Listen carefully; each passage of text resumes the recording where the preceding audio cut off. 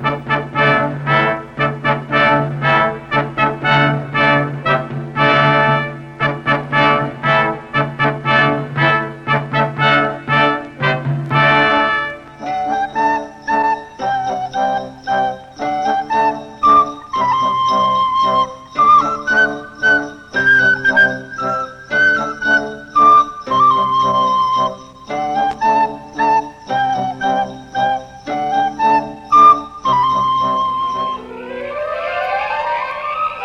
ago, in a cottage halfway between an English village and the edge of the downs, a shepherd lived with his wife and their little son. The little boy, when he wasn't helping his father, spent much of his time reading. His favorite books were fairy tales and natural history. I just saw him. He was sticking halfway out of that cave up on the downs. Saw who? Why, him. I'm telling you, he was as big as 4 cart horses, and he was all covered with shiny scales. And when he breathed, there was a flicker. You see a flicker of his nostrils if it flicked. And he had claws, great big claws, and a tail for certain. Oh. It's all right, Father. Don't you worry. It's only a dragon. Only a dragon? What do you know about it? You know about sheep and weather and things, and I know about dragons. In the morning, I'll go up and have a talk with him. A dragon indeed. The next morning, true to his word, the boy walked up the road that led to the summit of the downs. None of my books ever told me that dragons purred. Hello, dragon. Oh! Now don't you hit me, and don't throw stones or squirt water or anything. I won't have it. I'm not going to hit you. I've simply looked in to ask how you were. But if I'm in the way, I can easily leave. No, don't go off in a huff. Fact is, it gets a trifle dull up here at times. Are you planning to make a long stay here? Well, it seems like a nice enough place, but one must look about and consider before settling down. Besides, I'm such a lazy fellow. Lazy? A dragon lazy? You surprise me. Oh, it's the sad truth. You see, all the other dragons are so active, chasing knights all over the place, devouring damsels, going on generally. But with me, it's my mind that's active. Always occupied, I assure you. What's your mind always occupied about? Did you ever, just for fun, try to make up poetry? Of course I have. And some of it's quite good. Only no one here cares about it. My own case exactly. Now, you've got culture. You have. I can see that. I should like your candid opinion about some little things I've written. Gee, I'm pretty busy today. Well, could you come up and dine tomorrow? Thanks awfully, but I'm afraid my parents might not approve. Why not? Because there's no getting over the fact that you're a dragon, is there? You're an enemy of the human race, you see. Haven't got an enemy in the world. I really wish you'd try and grasp the situation properly.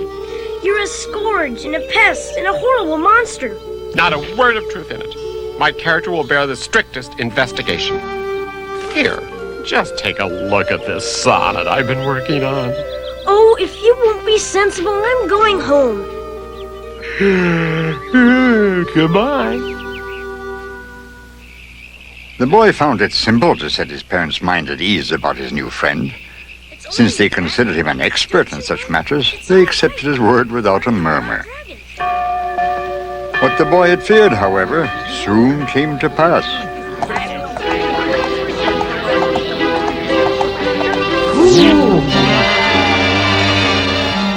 It's all up, dragon! He's coming!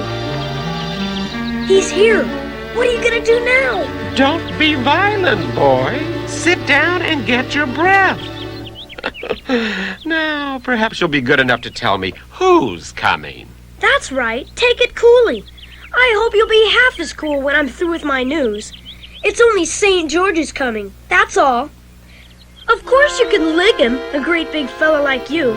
But I thought I'd warn you anyway. Oh, dreary me. Oh, this is too awful. I won't see him. And that's final. Well, you'll have to see him. 'cause he's sure to be around. And he's got the longest, wickedest spear you ever did see. Look, I don't want to know the fellow at all. I'm sure he's not nice. You must tell him to go away at once, please. You've got to fight him sometime or other, 'cause he's St. George and you're the dragon. My dear little man, just understand once and for all that I can't fight, and I won't fight. I've never fought in my life, and I'm not going to begin now just to give you a Roman holiday. But if you don't fight, he'll cut your head off. Oh, I think not. You'll be able to arrange something. I've every confidence in you. Just run along and make it all right. Oh, there's a dear chap. But I leave it entirely up to you. Go on now. Go on. The boy went back to the village in a state of great despondency.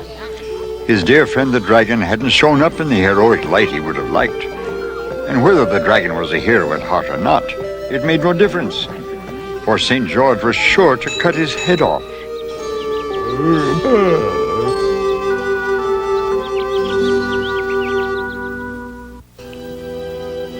For an hour, the villagers regaled St. George with false tales of murder and theft and wrong. may I come in, St. George? I want to talk to you about this little matter of the dragon. Yes, come in, boy. You have another tale of misery and wrong to tell? Nothing of the sort, really. There's a misunderstanding somewhere, and I want to put it right. This is a good dragon. Oh, I'm sure he's an excellent fighter and has a strength typical of his horrible tribe. But he's not horrible. I tell you, he's a good dragon and a friend of mine. He's so trustful. He's simple as a child. I like a fella who sticks by his friends. But all evening I've been listening to tales of murder and theft and wrong. I'm afraid that your friend, in spite of his qualities, must be speedily exterminated. Oh, our villagers are the biggest storytellers in the country, St. George. All they want is a fight. They love fights. The fact is, nobody can help liking this dragon once they know him.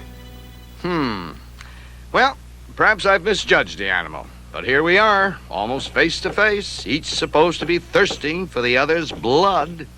I don't see any way out of it. I don't suppose you could be persuaded to go away quietly, could you? Impossible. Quite against the rules. Well, would you mind going up with me to see the dragon and talk it over? Well, that's highly irregular, you know. But it does seem to be the most sensible thing to do. Cheer up, lad. Perhaps there won't have to be a fight after all.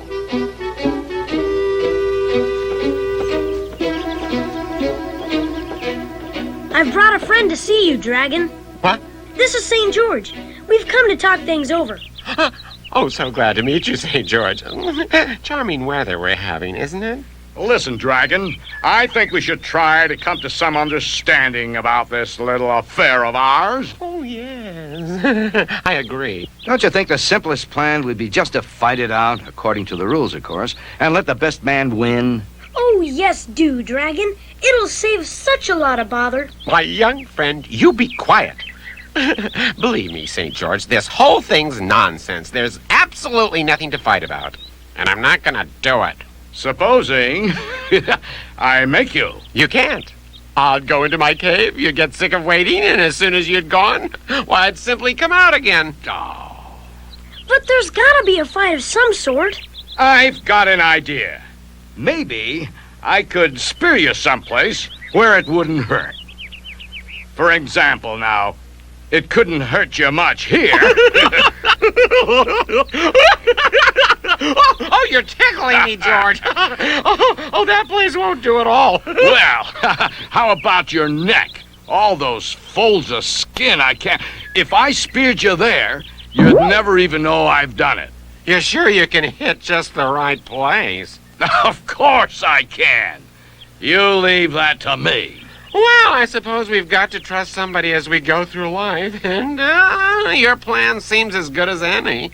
Now remember, Dragon, you'll have to do your proper share of the fighting, and I mean ramping and breathing fire and all that.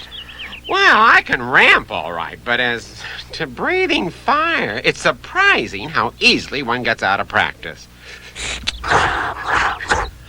Oh, well, I'll do the best I can. Now, if you don't mind, I'd like to relax for a while before our battle. Good night.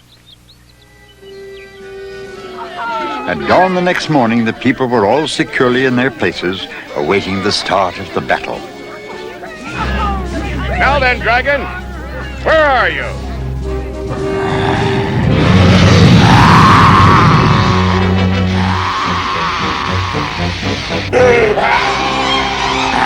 Oh, well done, Dragon, well done. I didn't think he had it in him.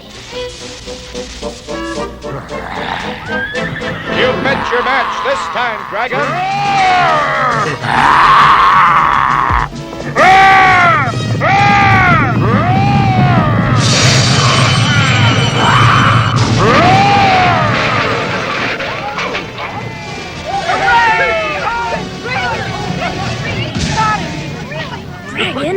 Dragon, are you all right?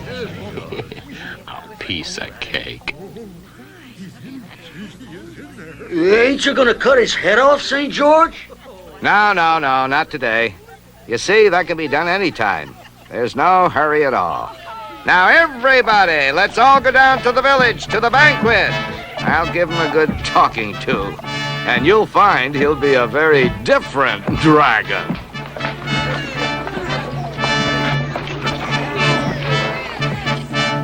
St. George was happy because there'd been a fight and he hadn't had to kill anybody. He really didn't like killing, though he generally had to do it. At the banquet, he made a speech and told everyone they shouldn't be so fond of fights, because next time they might have to do the fighting themselves, which would not be the same at all. Also, he told them the dragon liked it there and planned on settling down, and that they must make friends with him and accept him as a welcome addition to their community. I couldn't have said it better myself.